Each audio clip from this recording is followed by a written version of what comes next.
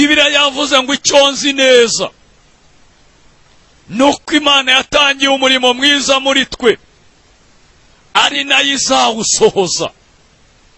Ndashima Imana ko isezerano ry'Imana ridahera. Nigeze nasengana n'umuhungu umwe, dusengana atazi gusoma, dusengana atazi kwandika, dusengana atagira ubuzima na bukeya, dusengana atagira n'ahantu aba, dusengana rwose ibyerekeranye n'ubuzima byararangiye. Cyakora ikintu yari yibitseho kimwe gusa, yari atunze umwuka we utavangiye. Nibuka igihe kimwe tujya gusenga, umuhanuzi aramuhanurira, Imana iramubwira ngo humura nzakugirira neza, iramubwira ngo kandi ngo ngukundira yuko utajya ugira ishyari rya bagenzi bawe iyo nabashubije. Icya kabiri, Imana iramubwira ngo nkunda amasengesho yawe, ujye usengera umurimo wanjye ugasengera n'abakozi banjye, iravuga ngo nzakugirira neza. Ariko wareba iyo neza ahantu izanyura ukahabura. Ariko ndashima Imana ko aho abantu babona nta nzira, Imana igihanyuza inzira. Tuvuge ngo amen. Birangije, hari gurupe twasenganagamo, tugasengana n'abandi bantu. Hari umukobwa twasenganaga wari umuganga, Chantal, yakoraga CHK, yari yarangije kwiga muri kaminuza i Butare. Hanyuma birangije igihe kimwe, wa muhungu yitwaga Manuel agira gutya ajya kumurambagiza, ameze kwa kundi nababwiye. Chantal yasanze ku cyumba ahantu twasengeraga ku mukecuru witwa Nyirabasare hariya mu Gatsata.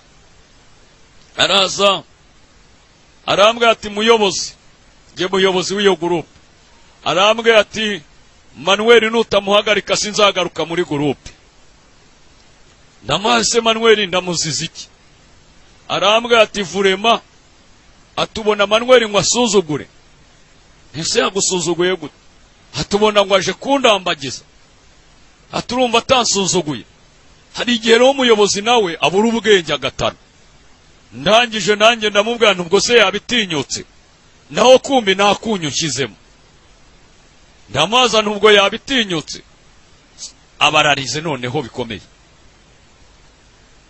Arambwira ati nutamuhagarika gurupe ndayivamo. Hanyuma ntekereje ko Chantal ari wadupangiraga, ni wari ufite akazi muri gurupe. Twari dufitemo nk'abantu nka batatu bafite akazi, nibo badupangiraga. Uryo ubukene nabwo buragatsindwa. Salomo agiye gusenga mu migani yanavuze ngo yasenze yirukana ubukene, abwira Imana ati ntumu ubukene. Hanyuma birangije ndavanaho kugira ngo mbure Chantal, Manuel agende. Hanyuma ndavanaho ko reka maze muhamagare, ndamuhamagara. Manuel araza, ndamubwira nti ngiye kukubaza urasubiza yego cyangwa hoya. Ubwo ni nk'umuntu ugiye gukora provisoire. Ndamubaza nti Chantal waramurambagije, yego cyangwa hoya? Arambwira atariko. Ndamubwira asubiza yego cyangwa hoya ariko yihorera. Arambwira ati naramurambagije. Ndamubwira ntuhereye uyu munsi ndaguhagaritse muri gurupe, Chantal waramusuzuguye. Arambwira atari kurandenganije.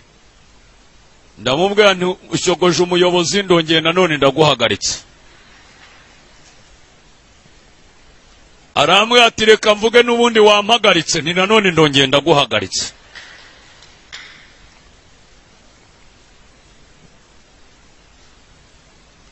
Arangije arahaguruka, nk'usohotse agara mu muryango. Arambwira ati reka mvuge noneho, ati n'ubundi wampagaritse. Arambwira ati muyobozi wacu urabona Chantal n'ubundi sinamutinyuka, jewe kumpagarika urabundenganije. Ahubwo ibyiza wahagarika iriya niyo yanyohereje. Burya abanyamasengesho bagira utuntu twabo. ndamubaza ntiye ati iriya nyine iriya yahari iriya dusenga niyo yanyohereje jewe ntabwo nabitinyuka hagarika iriya yanyohereje. Nsanga iriya yo irigenga. Cyakora umuyobozi niyo yatanye buryo umuyobozi aba ari umuyobozi hari uburyo Imana yongera ikamugarukaho. Imana ibingarutseho imubwenge bwo gufasha Chantal, ndamuganiriza ndamubwira nti niba ari iby'Imana bizaba, niba ari ibya Manuel nti ni ibya Manuel, ntubundi se niriya nyine nti nawe yatinye kubivuga akajya yivugisha ngo niriya. Nuko ndamukomeza mbonagumye muri groupe bose ndabagumana. Manuel nuko turagumana. Igihe kimwe Chantal aza kubona buruse ene wabo bamwohereza kujya kwiga hanze, ajya kwiga i Burayi. Agezeyo arangije kwiga ntiyanagaruka, yibonereho n'akazi mu bitaro byabo. Hanyuma birangiye abona n'umufiyanse w'umudogiteri bakoranaga muri ibyo bitaro, atwohereza amafoto, aduha amakuru y'ukuntu Imana yamugiriye neza akarangiza kwiga, aduha amakuru y'ukuntu agiye gukora ubukwe, ibintu byose. Hanyuma birangije Manuel yahuye n'ingorane zikomeye. Twaba twicaye tukamaza ngo harya Manuel harya ngo iriya yarabivuze, tukamaza Chantal muzabana ryarisa, akatubwira ngo hari igihe twabana. Ndabyibuka igihe kimwe twagiye gusengera ku musozi ahantu hamwe za Gitarama. Mu gihe twari turiyo, umuhanuzi wo ku mudugudu w'ahantu witwa Gahogo witwa Mama Kiragera araduhanuriye. Ageze kuri Manuel aravuga ngo umva mwana wanjye, aravuga ngo ndi Uwiteka, andika. Ngiki kintu cyatumye byose mpita mbipinga. Nari mbizi ko atazi kwandika atazi no gusoma. None umuhanuzi arahanuye ngo niyandike. Numva ibyo amuhanuriye sibyo. Aramubwira ngo andika, uhereye uyu munsi nkurije indege nkujyanye i Burayi, uzajya uza mu Rwanda nk'uko umuntu ava i Gitarama i Muhanga ajya Nyabugogo, akava Nyabugogo ajya i Muhanga. Ramubwira ngo kandi ntuzongere gupfukama usaba inzu, inzu yawe n'etaje narayujuje iri i Burayi, uhereye uyu munsi andika ko nyiguhaye. Ngibyo ibintu ntemeye. Ariko ikintu cyatumye ntabyemera nuko hajemo ngo andika. Mu Kinyarwanda baravangwa indakuzi ntituma umugabo yivuga. Nari mbizi ko atabizi. Hanyuma naramuhuguye, namuvugaje ibibazo nka 7 ariko birimwo ubugome. Orya mu isi hari abantu babi, hari n'abayobozi babi. Namuhaje ibibazo 7 by'ubugome kandi ngo ndi umuyobozi, ariko ubu narihannye ndi umuntu mwiza. Naramuhaje ntariko sha batagushutse ngo ushukike ko bakubwiye ngo andika uzi kwandika. Cyakabi batagushutse ngo uzajya i Burayi, uzajyayo hari so ugirayo, nibura se hari so wanyu ugirayo, hari mubyara wawe se ugirayo? Ati ntawe. Cya gatatu, uzajya i Burayi se kutazi gusoma uzasomerwa nande? Cya kane, uzajya i Burayi se uzagenda uvuga uruhe rurimi? Cya gatanu, uzajya i Burayi se uzakura hetiki? Cya gatandatu, uzajya i Burayi se uzakura he viza kujyanayo? Cya karindwi, kutagira n'imyambaro se uzajya i Burayi uzagenda wambaye iki?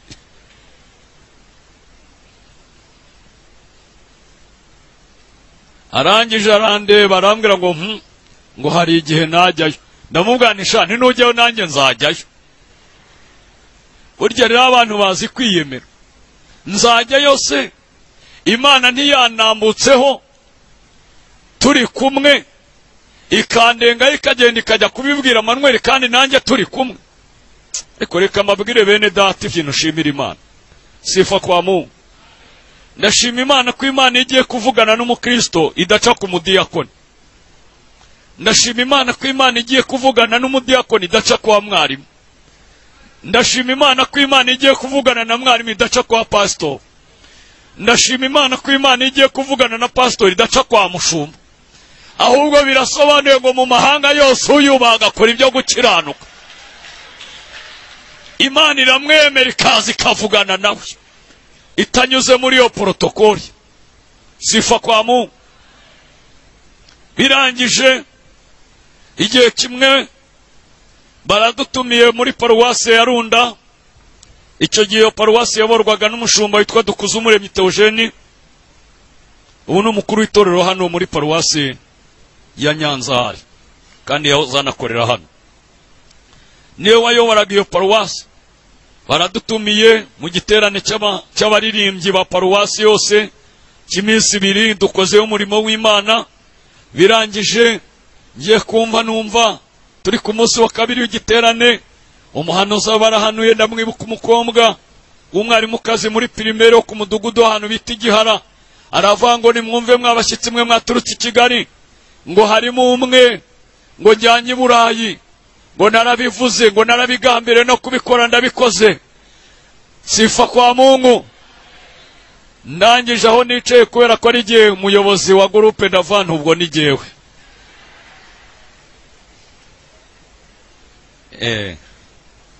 Urumva yaravuye harimo umwe njyanye mu bashyitsi baturutse i Kigali.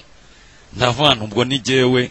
Ntabwo narinze ko Imana yavuga ku musivile iciye ku muyobozi. Ngiye kubona mbona umuhanuzi banavati uriya muhungu yiyemeye mu mutima. Mbona umuhanuzi aratambutse ati nimwumve bwoko bwanjye, ati nimwumve bwoko bwanjye, ati nimwumve bwoko bwanjye, ati nimwumve bwoko bwanjye. Ngiye kubona mbona araje akoze kuri Cyamanudi.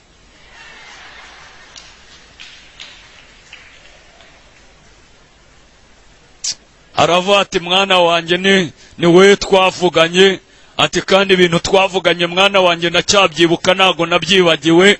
Ndashima Imana ko ibintu Imana yavuganye natwe twabyibagiwe.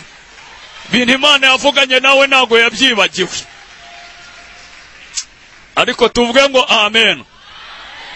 Ndagira ngo mbasabe mu cyubahiro cy'Imana no mu cyubahiro cyanyu umpobere umuntu mwicaranye umubwire ngo ibintu Imana yavuganye nawe ntago yabyibagiwe. Muhobere ubimubwire ngo ntago yabyibagiwe. Nubwo we wabyibagirwa ariko iby'Imana yavuganye nawe ntago yabyibagiwe. Twikirize tuvuge ngo amen. Hanyuma birangije tuvayo, tumaze kuvayo tuvuye yirunda. Hashize iminsi mike y'umuhungu ararwara, tumujyana kuri dispenseri y'umukristo wacu biranga. Tumujyana kuri centre de santé ku Muhima, bamuha transfer yinjira muri hospital ku Muhima, bamuha transfer muzamura CHK. Agera CHK amaze kuremba, muri CHK aryamyemo nk'amezi 3. Biranga, bimaze kwanga, bamuha transfer bamwereje Faisal. Aragenda aryamamo nk'amezi 3 n'igice. Umuhungu ararwara arananuka ku buryo yaryamaga ukagira ngo ni amashuka arundarunze, naho kumbi harimo n'umuntu. Nabonye aho umuntu arwara akananuka n'umutwe ukananuka. Hanyuma birangije muri groupe nitwe twasimburanwaga kumurwaza. Hanyuma ndabyibuka igihe kimwe hari ku cyumweru mvuye mu giterane ahantu mu Rutobwe, ngerayo ngiye gusimbura mwene data witwa Daniel wari wiriweyo n'umukristo ku Muhima. Mpageze arambwira ngo nimwegure, ndamwegura. Ijwi ryari ryaragiye ntiyabashaga kuvuga. Ndamwegura ndamwegamiza mu gituza. Arambwira muyobo ejo nzagenda. Ndamubaza ntuzajya he? ngira ngo igihe cye cyo gutaha cyo gupfa cyageze. Yaravuye ngo ejo azagenda.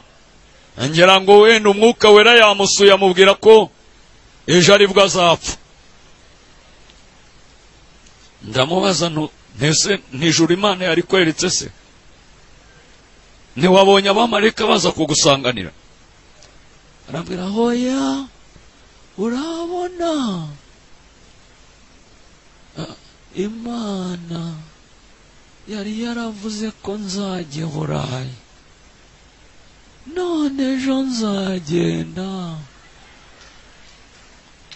Ubwo se ko wari waravuze ngo ninjyayo nawe uzajyayo?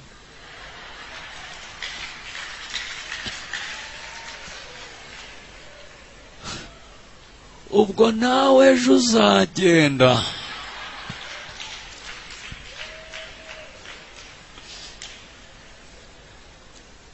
Bene data, mujye mwitondera abantu bavuzweho n'Imana. Nubwo yaba ari mu buzima bubi uyu munsi, nubwo yaba bamwishamburete, nubwo yaba atagira aho aba mu rusengero, sifa kwa Mungu, haleluya. Nubwo yaba atagira akazi, imyambaro n'inkweto byaramusaziyeho, nubwo yaba agira umwenda umwe, ujye witondera abantu bavuzweho n'Imana. Ujye witondera abanyamasezerano. Jambo Imana yavuze iraririnda. Bibiliya iravuga ngo Imana iririnda ibihe n'ibihe, iririnda imyaka ibihumbi n'ibihumbi. Biravuga ngo icyo Imana yavuzeho kugira ngo gikurweho n'inyuguti n'imwe, biravuga ngo isi n'ijuru byakurwaho, ariko ijambo Imana yavuze rigahama.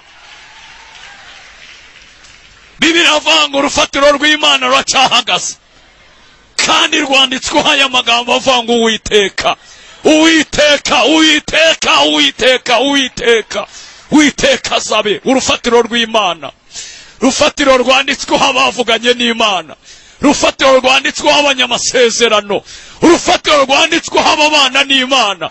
Ruracyahagaze, ruracyahagaze mama, ruracyahagaze papa, ruracyahagaze, ruracyahagaze. Kandi ntago ruhagaze gusa, aho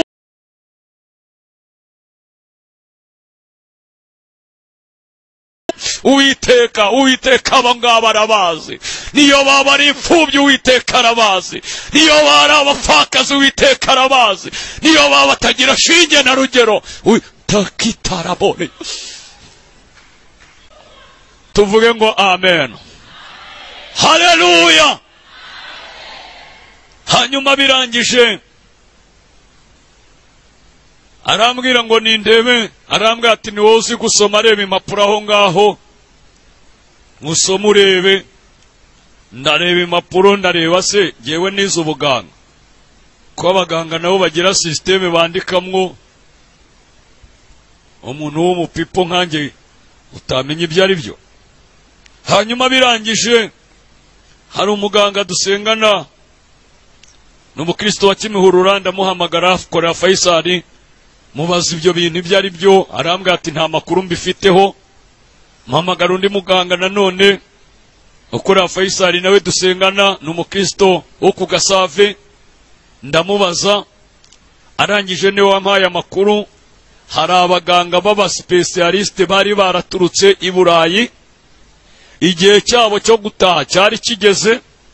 Barangije bareba uwo muhungu, baravuga bati indwara y'uwo muhungu niyo kujyanwa i Burayi, turamwisimamira tumujyane.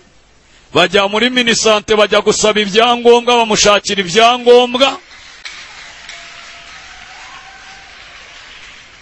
Hanyuma babibafashamo, minisante muha pasiporo, bamushakira visa. Nuko birangije mu ncamake nuko nguko umuhungu yagiye.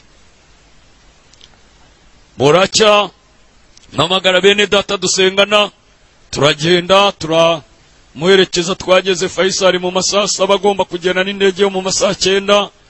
Tugezeyo turategereza, bamushyize mu modoka, natwe tugiye inyuma turaherekeje. Tugeze i Kanombe,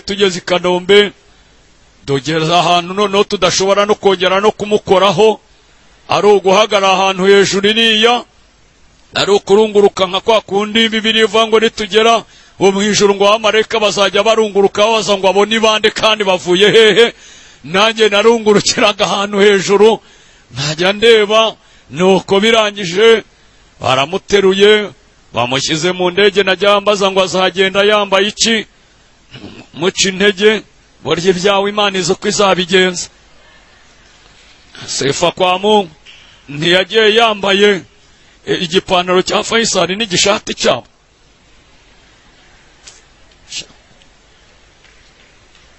nuko birangije ngiye kubona baramuteruye bamushyize mu ndege. mbona mugeje ahantu ntashobora no kongera kumukora, narivugisha ngo najyayo nanjye nzajyayo. nuko birangiye mbona indege ijunguje bya bintu byayo, mbona irabanje yihengeka itya, irongera yihengeka itya, irongera ishangiye kora. mbona umuhungu arangendanye n'ukuri kw'Imana.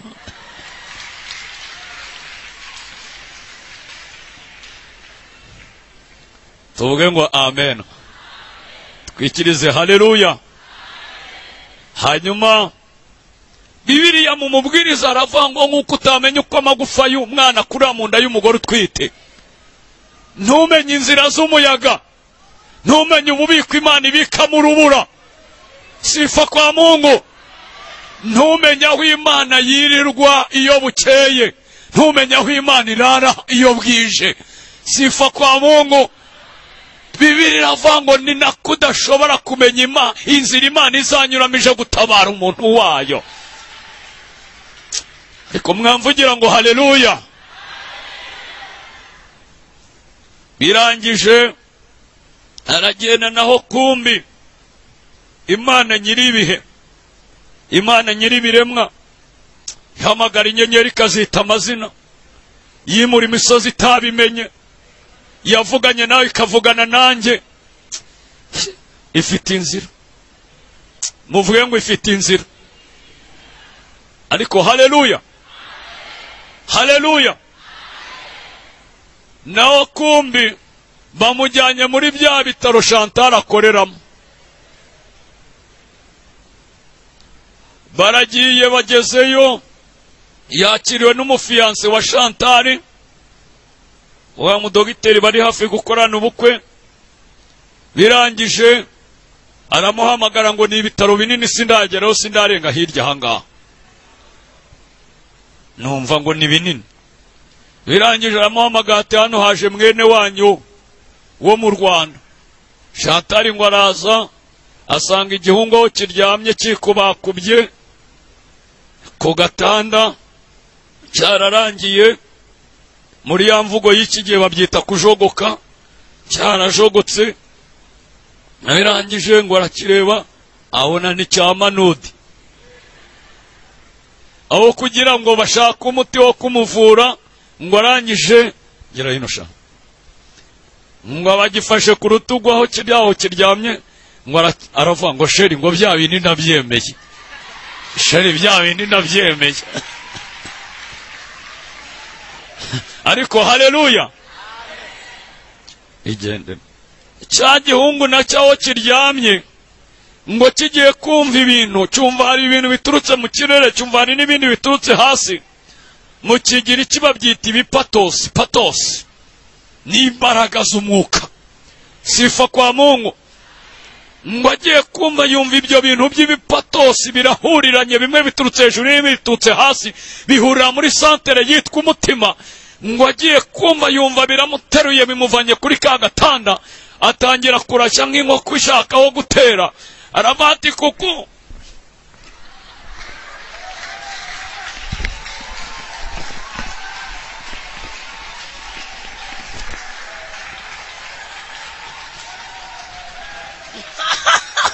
haleluya. hanyuma umuzungu aravati c'est pas possible. why? habaye iki? aravuga c'est pas possible. ese Imana yacu kwigikora ibintu biri impossible. Sifa kwa Mungu.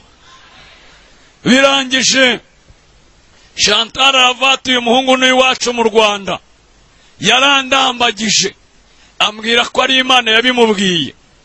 Mu gihe twapangaga ubukwe nabwiye Imana ngo niba ari we wabivuganye na Manuel uzamuzana inahangaha jye nawe tutarakora ubukwe. None Imana iramuzanye, ibyanjye nawe birahagaze byimukiye ahangaha.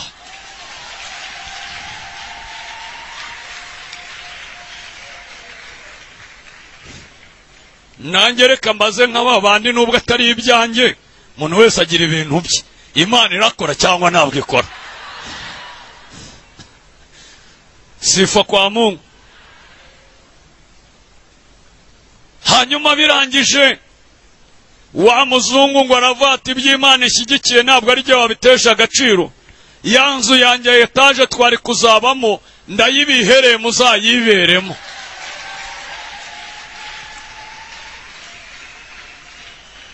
Birangije umuhungu se n'iki bamuhaye? Sama antibiyotike bamuhaye gusa, bakamukwikira antibiyotike ukagira ngo inahangaha ntayahari. Yarangiza agakira bakamuhata n'icyaha. Urumva yari afite n'inzara nk'imyaka senkani cyangwa suwani. Barangiza bakamuhata antibiyotike n'ibiryo, umuhungu akitamuramo umusore mwiza. Barangiza wa muzungu bakajya kwa noteri bakamuha ibyangombwa by'inzu ye imwanditseho. Hashira iminsi najya kubona nkabona telefone iriho za polisi nuko kuntu kose mwitaba. Najya kumva nkumva arambwira ati uraho? Ni muraho. Ambwira ati wamenye se? Ntabwo nakumenye. Arambwira ati ni umuhungu we Emmanuel. Ndamuzana amakuru yawe Emmanuel. Arambwira ati ni meza. Arambwira ati ubuse nta kintu umwuka akubwiye? Ntacyo ambwiye. Arambwira ati wabajije Imana so kumva amateka yanjye n'amakuru yanjye? Ndamubwira nti ndabaza Imana wayampaye ko turi kuvugana. Nuko arabinsobanurira byose, nsanga nta jambo Imana ivuga ngo rihere no kuri kw'Imana. Twikirize tuvuge ngo amen.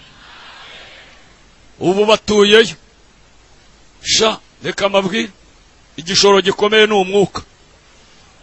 Asigaye ampamagara agashyiramo na so, akambwira ngo pastor ngo so.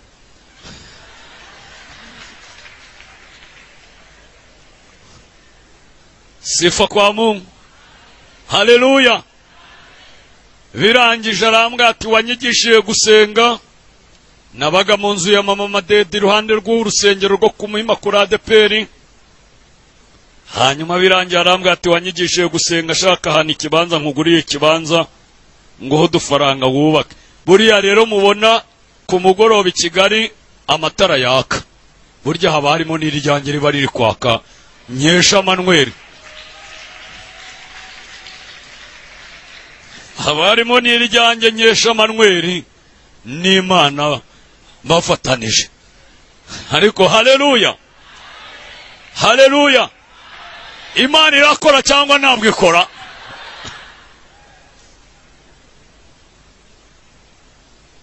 Kuko ari nta jambo Imana ivuga ngo rihere.